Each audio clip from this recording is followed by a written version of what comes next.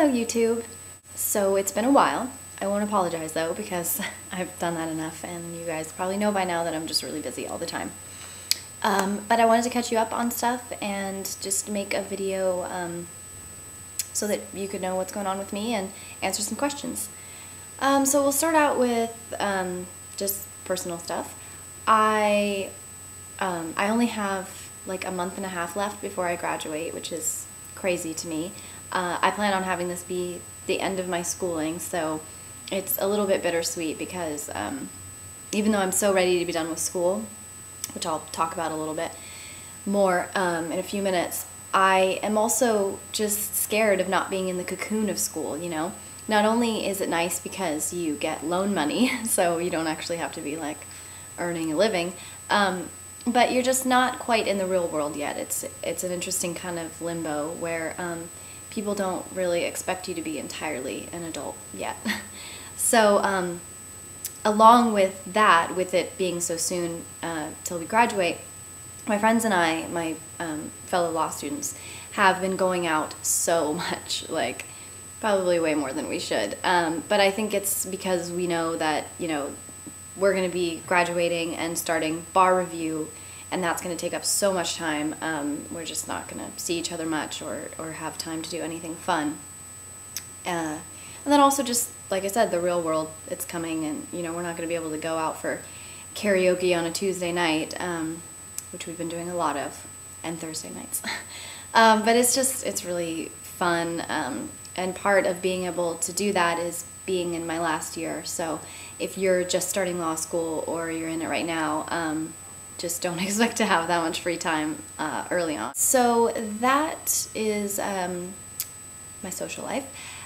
Besides that, work is going well. I'm coming up, well, June 1st will be 1 year there, although I won't be there on June 1st because I'll be studying for the bar exam. I'm going to stop working there on the Friday before I graduate, and they're actually in the process of hiring a new intern, well, for the summer. And we're in discussions of me continuing to work there, like after I pass the bar exam, which of course would be just wonderful because not only is the job in the exact field I want to work in, but it's in the exact city I want to work in, and I get along with the people I work with, and I'm just kind of used to it now, you know. I think it would be really nice.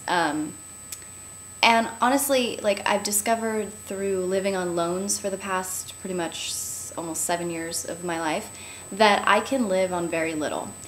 So salary isn't as big of a deal to me. I will admit part of my reasoning for going to law school was to make money, but it's gotten to the point now that, you know, it matters a little bit less if I know that I will get to work somewhere that I really enjoy and that I can go into every day and not hate my life, you know, because I've known plenty of people who have had, or who have and do have jobs that they just really don't like, and that's just not a way to live your life and enjoy it, you know. So if I can work somewhere that I love, I'll be willing to accept far less pay, and also somewhere where I can actually have a life, you know, have hours off of the day, not be working all the time. So yeah, that's how that is going. Classes are all right. I have total senioritis. Like I mentioned before, I'm just so tired of school. Like, every time I have to sit down to do a reading assignment, I'm like, really? More of this? But, you know, I'll get through it. Like I said, only a month and a half. I can't believe that.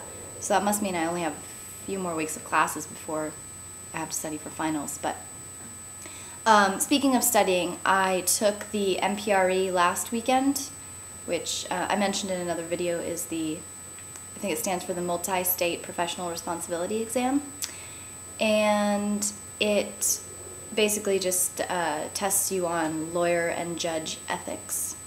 So even though you basically only just have to get more than 50% right, it's my personality to freak out about any test. So I studied for about a week. Actually, both my roommate and I did.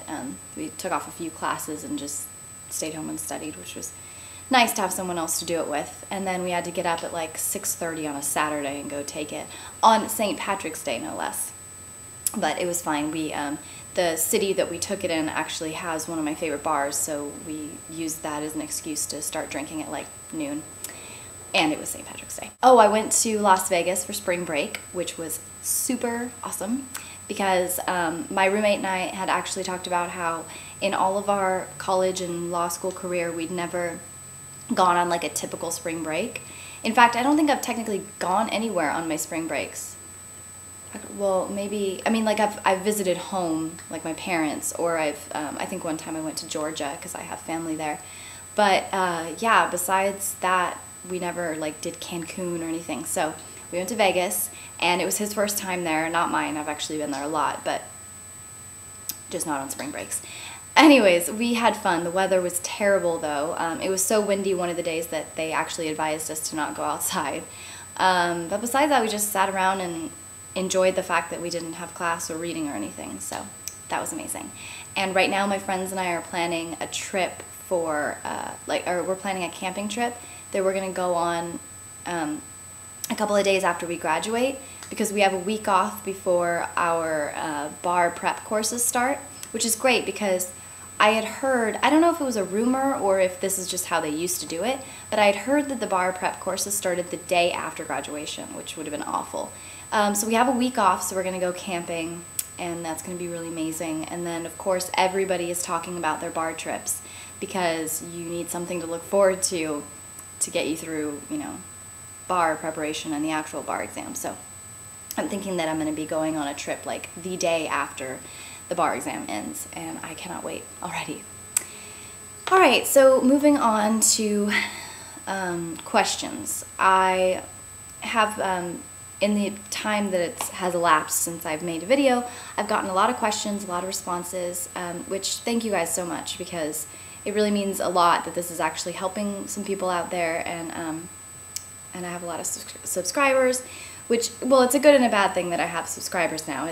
I feel a little bit guilty that I don't make a lot of videos, but, you know, hopefully that means that you guys are getting use out of the videos that I have posted. So, all right, moving on to questions. I have a little cheat sheet. Okay. So, Dylan G0127 asked, what sort of questions do professors ask when you get called on? So this can vary, but most of the time a professor will say a case name, and it'll be like, oh, Smith v. Jones, and then if you're on call, or if he's calling you in general, he'll just be like, so, Sean, tell me about Smith v. Jones. So it's very open-ended questions a lot of the time, and when he says something like, tell me about Smith v. Jones, that usually means you start telling them the facts of the case, and then some professors will kind of lead you from there, so you tell them the facts, and they'll be like, oh, okay, so then what did the court say, and yada yada. And then other professors, although fewer in my experience, will ask very, very specific questions, like, you know, so what was the legal issue in this case, or what's the rule here? But yeah, for the most part, just read the case and know it, and then they'll just ask you to be able to talk about it. And one of my professors says that, you know, any day you're on call, you're supposed to be the expert on that case or whatever. So yeah, those are the types of questions. All right, so Ina Moja, I don't know if I'm saying that right, asked, well, I think she's French, and she was asking about the difference between law school and medical school, whether one is more popular in the United States or more like prestigious. Text message. And so, I mean, obviously I don't go to medical school, so I don't have a lot of experience, or I don't have a lot to say about whether it's better as far as actually experiencing it. But in like popularity and whether it's an admirable thing, I think that lawyers can have a bad reputation in the U.S. For being, you know, liars or cheaters or greedy or whatever. So I actually know a lot of people who I go to school with whose family actually discouraged them from going to school because of that. And also there's like, you know, lawyer jokes, and I rarely ever hear like doctor jokes. So that kind of bugs me, because I do think attorneys do a lot of really great things. The law is hard. Like, it still confuses me. And people can get taken advantage of if they try to go through the legal system without an attorney, because there might just be like very small things that that they don't understand, that they don't use to their advantage, or that the other party could use to their disadvantage. So, you know, an attorney does do a really good thing, especially when you think about like custody cases, or any sort of cases where, you know, dealing with like someone who doesn't speak English, who especially needs help. Like, those are areas where it's especially true that an attorney is a great asset, and then even more than that, you know, we all deserve to have somebody on our side who understands the law and who can help us. So I guess that was just all my opinion of attorneys. So I guess the answer is yes, I think that doctors have a better reputation, so medical school probably has a better reputation. But as far as popularity, I think it's kind of equal. I don't think more people go to med school than law school. Don't take my word on that. I mean, you could probably Google it. But yeah, so there's my long-winded answer to that. Okay, so Alex had two questions. First, what kind of student was I in high school? I was an overachiever, totally overachiever. I got like a 4.2, which at the time was very good. I've actually heard now that they have like all these like crazy new classes that high schoolers can take, that it's actually common for people to get like a 4.2, if not like a 5.2, which is crazy. I think that's just inflating grades, you know. It doesn't, then it kind of makes it not mean as much. Like, who knows what is actually a good grade when that sort of stuff happens. But off topic. So yes, I was quite an overachiever in tons of clubs, not really like the popular clubs, but I was like on newspaper staff and in drama club and stuff. And yeah, I was a pretty good kid. I went out, though. I wasn't like totally innocent. I went out with friends and had a Smirnoff Ice or two, and yeah, and I still made it to where I am. So if you're in high school, don't try to hold back too much. You need to have a life and actually experience some cool things. I think you'll regret it if you don't.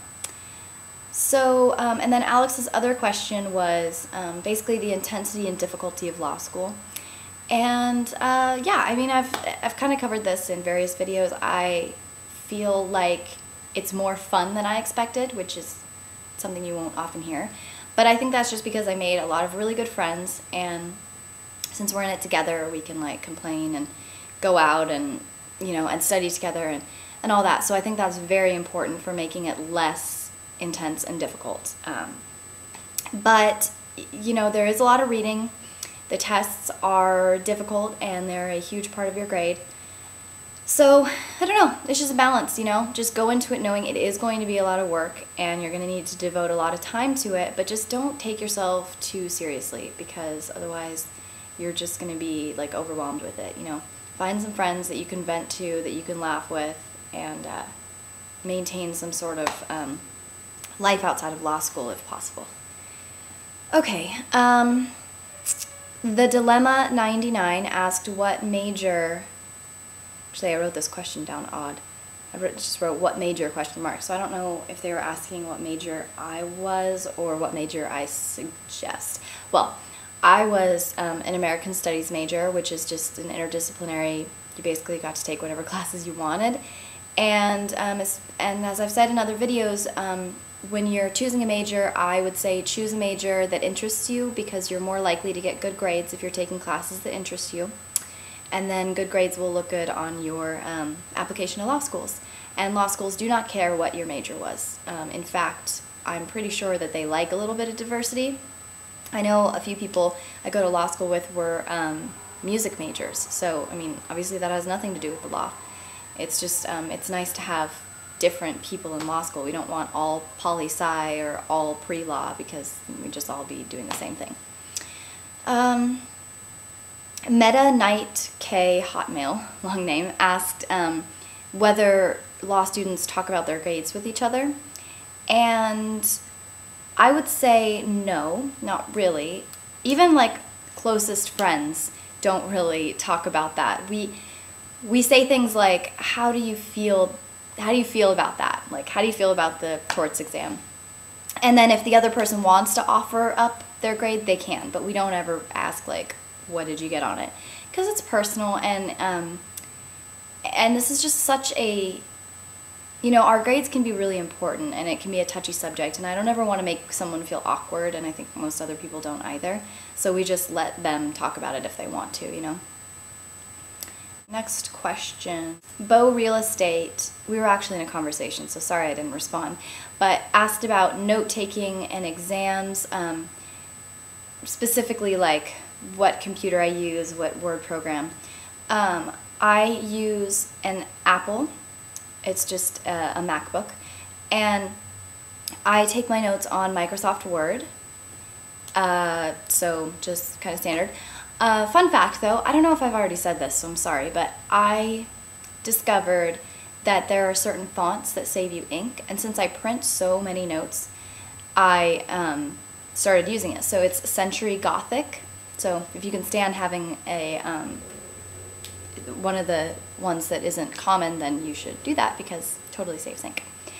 And then as far as exams go, we use a program that basically, before the exam you have to download the exam file, but you can't access it until you get a password for it, and they give you the password like on the day that you go in to take the exam. So you sign on to the program and it shuts down everything else on your computer so that you can't access the internet or anything. It's just, it like takes over your entire screen, and then you take the test, and you can't go back to your regular computer until you know, send the exam off. And yeah, that's how it goes, and it keeps everything anonymous because we have exam numbers. I don't know if every school does that, but our examing is completely anonymous. So yes, those are the questions. I know there are more, but I'm just busy, of course. And but please keep sending them. I'm about to get a little bit less busy before I get really busy, so maybe I'll be able to make a video before graduation or after, so I can tell you what that was like. So I hope everyone is having a good week, and hopefully I'll be back to talk sooner rather than later.